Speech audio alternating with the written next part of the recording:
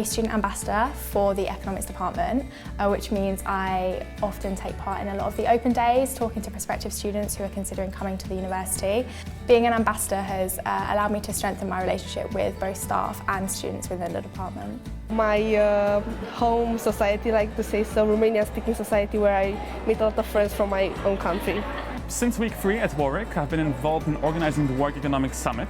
It is one of the largest student-run economics conferences in the world, taking place in every year from the past 19 years, having professors like John Nash or the President of Iceland come down to Warwick.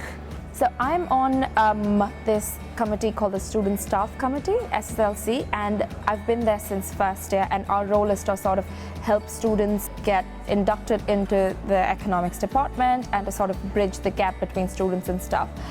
They just sort of like help show that the community of Warwick Economics is friendly and it's better than like a lot of other departments or my friends studying in other universities. I'm part of the dance community in Warwick, so I'm part of the hip hop dance community, and it's really exciting because I was part of the competitions crew last year, but this year I'm president. I'm also part of the Warwick ASEAN conference, so it's a Southeast Asian community where we make a conference and we actually invite a lot of great speakers from Southeast Asia. During my first year, I was part of the netball team, a member of the African Caribbean Society, the Nigerian Society, Economic Society, the list goes on and on.